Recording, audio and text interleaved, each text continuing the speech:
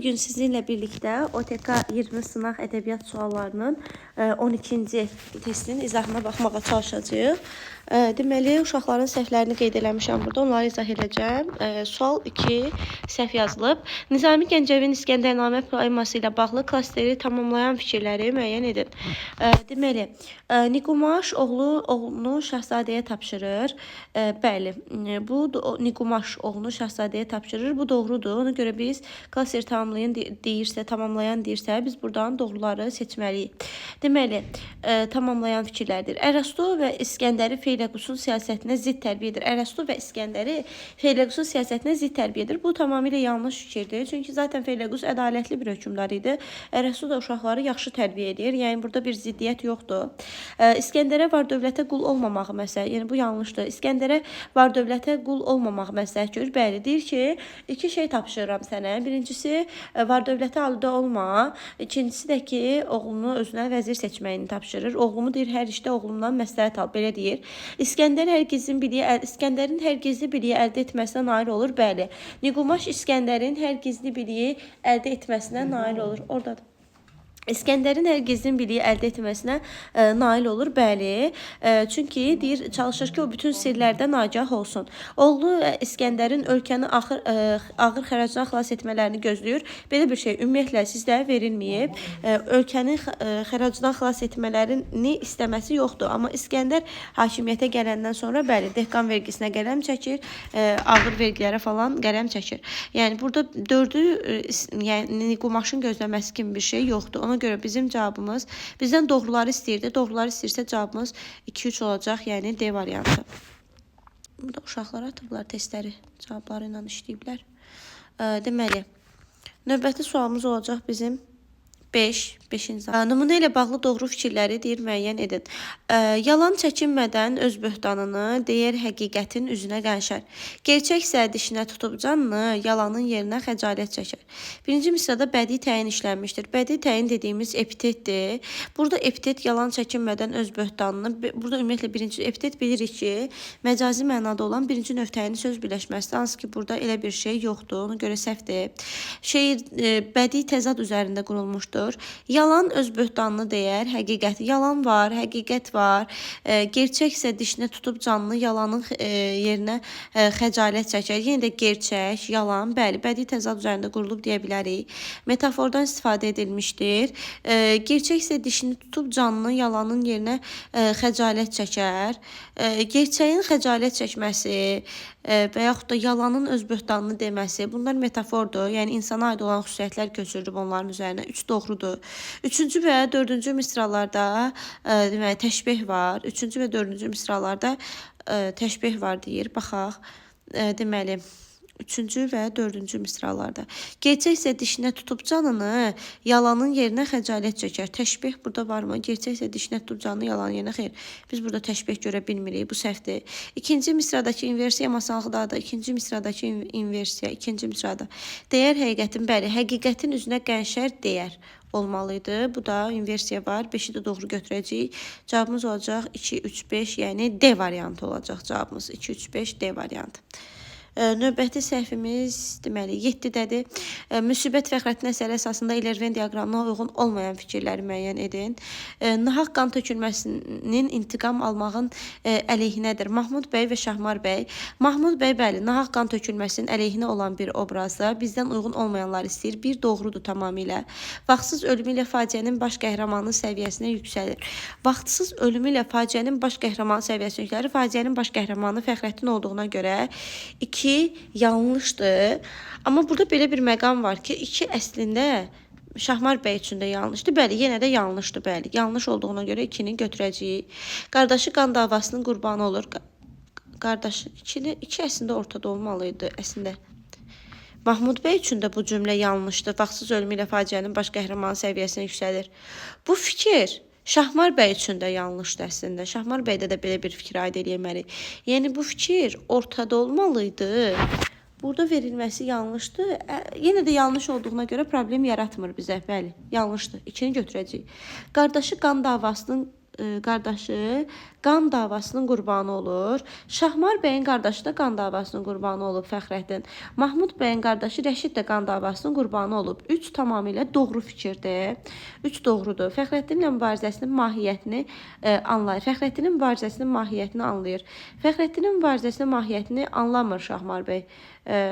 Ümumiyyətlə başa düşmür. Çünki o maarifçi bir obrazlı idi Fəxrəddin, amma Şahmar bəy köhnəliyin tərəfdarıdır. Ona görə Fəxrəddini anlamaqdan uzaqdır. 4-ü götürəcək yanlış fikir kimi. Doğma adamın öldürülməsinə görə intiqam almaq istəyir. Şahmar bəy bəli, intiqam istəyir, atasının intiqamını almaq istəyir. Amma Mahmud bəy intiqam istəmir. Ona görə 5 doğrudur. Qardaşın intiqamını almağa müvəffəq olur. Şahmar bəy qardaşın intiqamını almır. Onun qardaşın intiqamını alan Hacı Murad olur. Ona görə 6 yanlışdır. Bizdə nələri istəyir? Yanlışları istəyir. 2, 4, 6 ən doğru cavabımız olacaq B variantı. Növbəti sualımız 12-ci sualdan davam edirik. Mircəlalın Vətən Yaraları əsərində təhkiyatçı ilə Nəsrəddin arasında ortaq cəhət sayıla bilər.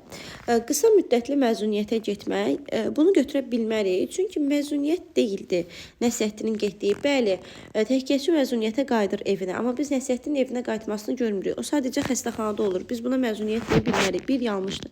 Tar çalmağı, bacarmağı, bəli, ortaq cəhət kimi deyə bilərik. Çünki deyir ki, get, mənim tarıma al, çargah başla. Əgər onun tarı varsa, deməli o da çala bilirdi. Həm də təhkiyatçıya deyir ki, sən mənim tarıma al, çargah başla. Deməli təhkiyatçı da tar çala bilirdi. 2-ni götürərik. Döyüşdə yaralanmaq, bəli, hər ikisi yaralanmışdı. Həmçinin Lətif də yaralanmışdı. Komandirin köməkçisi olmaq Nəsrəddinə aiddir. Bu ortaq cəhət deyil. Bəli, eyni məktəbdə oxumuşlardı. Sonra da deyir tələbəlikdən çağırmışlar. Tələbəlik də universitet olduğuna görə 5-i də götürmək olar. Həm eyni məktəbdə bir yerdə oxumuşdular deyir. Məktəbdə bir yerdə oxumuşlar. Sonra da deyir onları tələbəlikdən çağırmışlar. Yəni həm də eyni universitetdə təhsil alıblar. Ona görə bizə olacaq 2, 3, 5 ən doğru cavabımız, yəni D variantı. Bu da belə. Növbəti sualımız 14. 14. İmadəttin Nəsim və Şah İsmail Xətainin yaradıcılığı üçün ortaq cəhət müəyyən edin. Həm lirik, həm də epik növdə. Nəsimidə epik növ yoxdur uşaqlar. Nəsimi yalnız lirik növdə yazıb. Amma Xətayda var. Bir yanlışdır. Əsərlərində sufi ideyalarına da yer vermişdir. Bəli, həm İmadəttin Nəsimi, həm Şah İsmail Xətai sufi və hürufi ideyalarına yer veriblər. Məhəbbət tərnnüm edən əsərlər, bəli, hər ikisində var. Təriqət şeirləri yaradıcılığında mühüm yer tutur. Təriqət şeirləri, bəli, hər ikisində var. Həm əruz, həm də heca vəznində qətiyyən Nəsimidə heca vəzni yoxdur, amma Xətai heca vəzni yazılı ədəbiyyata gətirəndir. İlk dəfə qoşma yazır. Deməli, ona görə də 5 yanlışdır. 2, 3, 4 bizim ən doğru cavabımız olacaq. Y variantı. Bu da belə. Növbəti sual keçək. Deməli, 18.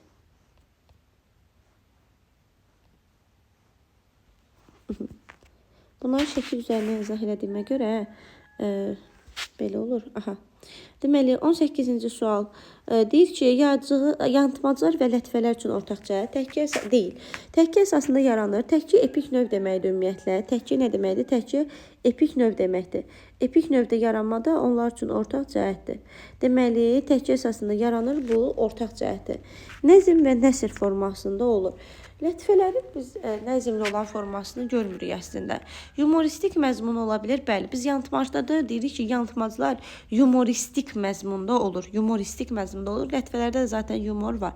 Deməli, 1 yanlışdır, ortaqdır, 3 ortaqdır. İnsan xarakterindəki nöqsanlar tənqid olunur. Bu lətifələrə aiddir. 4-ü götürəcəyik. Səs oyunu üzərində qurulur. Bu yanılmaclara aiddir. Yəni ortaq deyil, 5-i götürəcəyik. Nəzm və nəsr formasında olmağında biz görə bilmirik. Lətifələrin nəzm olmasını görə bilmirik. Ona görə 2-ni də götürəcəyik. Yəni cavabımız olacaq C variantı 18-də. 2, 4, 5. Digər sualımız isə 19-dur. Xəlil Rza Ulutürkün Qaytar mənim qüdrətimi Azərbaycan şeiri ilə bağlı doğru fikirləri müəyyənləşdirmək lazımdır. Azərbaycan qələməsində inam ifadə olunub. Bəli, deyir ki, Təbrizləri, Ülviləri sən yenidən doğacaqsan, üzü ağsan, öz bağrından doğacaqsan, istiqlalı, azadlığı, doğru fikirlər deyir, qələbəyə inam var. Şəhidlərin və ədəbi şəxsiyyətlərin adları xatırlanır. Bəli, Coşqunun öz oğlu Təbrizin adını çəkir. Ədəbi şəxsiyyətlərin də adlarının xatırlanmasına biz burada rast gələ bilirik. Turan ellərini haqq işi uğrunda savaşa çağırır. Turan ellərini haqq işi uğrunda savaşa çağırırmı? Lirik qəhrəman özünü Həzrət Əli qılıncı hesab edir. Lirik qəhrəman özünü Həzrət Əli qılıncı hesab edir. Bəli, deyir ki, Həzrət Əli qılıncıyam, oddan gərək bir qıncəyəm. 4 doğrudur. Başqa xalqların azadlıq mücadiləsinə qibtə hissi yox. Başqa xalqların yox. Elə öz azadlığımızı tərənnüm edirdik ki, biz mübarizə aparacağıq, qələbə qazanacağıq. Turan elləri məsələsi burada yoxdur. Ona görə 1, 2, 4 olacaq maksimum. E variantı olacaq. Belə, Həzrət Əli qılıncıyam deyir, oddan gərək bir qıncəyəm, kəsib keçəm xəyanəti, azadlığı, şəhid adları da var, şəxsiyyətlərin adları da var. Azərbaycan qələbə qazanır. Ümumiyyətlə, nikbin ruhlu bir əsərdir. Azərbaycan qələbə qazanacağına inanır, başqa xalqlardan danışmır. Elə bizim özümüzün istiqlal əldə edə biləcəyimizi, elə bir səviyyədə olduğumuzu xatırladır. 20-ci sualda baxaq, cümləni tamamlaya biləcək fikirləri müəyyən edin. Şah Abbas obrazı Axundzadə, yəni Aldanmış Şəvakib və Qacar obrazı Vaqifdən fərqli olaraq. Şah Abbas obrazı Qacardan fərqli olaraq. Zalım hökmdardır. Hər ikisi zalımdır. Çünki bu da hətta bir oğlun gözünü çıxartdırıb. Qacar da çox zalımdır zaten. Bir ortaq cəhətdə ona görə biri yaza bilmərik. Saray əyanlarının məsləhətinə möhtacdır. 2 Şah Abbasa aiddir. Amma biz Qacarın elə məsləhətlərini görmürük əslində. Qacarın bir vəziri var idi. O da ancaq deyirdi ki, buyruq sizinki dadir hökmdar. Milli mənsubluğuna həqarətlə yanaşan Qacardır. Qacar obrazından fərqli olaraq Şah Abbas obrazı xeyr. Bu Qacara aiddir, Şah Abbasa yox. Bizə Şah Abbasa aid olanlar istəyir. Şah Abbas obrazına aid olsun, Qacar obrazına aid olmasın. Həqarətlə yanaşan Qacardır ki, ona deyirlər ki, sən axı vəzir deyir ki, axı siz özünüz Azərbaycansınız. O da deyir ki, mən onu üstümdən atmışam. Əslən Azərbaycanlı olsa da buna həqarətli münasibət bəsləyir. Deməli, zalım hökmdar hər ikisinə aid oldu. Saray əyanlarının məsləhətinə möhtac olan Şah Abbas oldu. Milli mənsubluğuna həqarət edən Qacar oldu. Hakimiyyətdə qısa müddətdə uzaqlaşır. Hakimiyyətdən uzaqlaşan da Şah Abbas oldu. Ona görə bizdə 2, 4 Şah Abbasa aid olan fikirlər kimi tamamilə doğru fikirdir. 20-də cavab olacaq B variantı. Növbəti sualımız 27-nin izahına baxacağıq. 27. 27-də deyir ki, uyğunluğu müəyyən edin. Qanlı Bənövşə və İntiqam əsərləri ilə bağlı. Ermənilər öz uşaqlarını nifrət ruhunda tərbiyə etmələri əks olunur. Bu Qanlı Bənövşəyə aiddir. Çünki deyir ki, atam deyir ki, biz düşməliyik. İntiqamda isə biz onların uşaqlarını görmürük ümumiyyətlə. Ermənilər deməli öz uşaqlarını getdi Qanlı Bənövşəyə. Erməni obrazları acgöz xüsusiyyəti ilə seçilir. Burada pul axtarırdılar, qızılların yerini axtardılar intiqamda. Qadın obrazı ağır sınaq qarşısında qalır. Bunu əslində mən olsa hər ikisinə götürərdim. Elə bir variant verəcəkmi ya yox, bu açıq testdir. Qadın obrazı burada Xəzangüldür. Burada da uşaq, ana məsələn ağır sınaq qarşısında qalır da. Ana çünki öz övladını itirir, getmir, orada qalır. Mən bunu hər ikisinə götürərdim. Amma çox güman ki, daha çox bunu intiqamda adı çəkildiyinə görə intiqama götürərlər. Amma əslində bu cümlə yanlışdır. Hər ikisində ana burada ağır sınaq qarşısında qalır. Övladın həyatı ilə imtahan olunur. Sadəcə bu İmam Xəzangülü nəzərdə tuturlar belə qadın obrazı deyəndə. Ona görə çox güman ki, C-ni bura götürərlər. Amma ikisinə də götürmək olar. A, C, B, C. Körpənin xilası işıqlı gələcəyin olacağına inam kimi mənalandırılır. Körpənin xilası işıqlı gələcəyin olacağına inam kimi mənalandırılır. Körpənin xilası işıqlı. Körpənin xilası olmur burada. Körpələr xilas olunmur. Burada da intiqamda da uşağı öldürür. Qanlı Bənövşədə də uşaq ölür. Zərif. Dost xəyanətinin acısını yaşayan obraz yaradılmışdır. Dost xəyanətinin acısını. Xəzangül dost xəyanəti düşünmür. Deyir, onların hərəsinin bir çətən uşağı var. Xəyanət deyildi. Qanlı Bənövşədə də dost xəyanətinin acısını yaşayan obraz.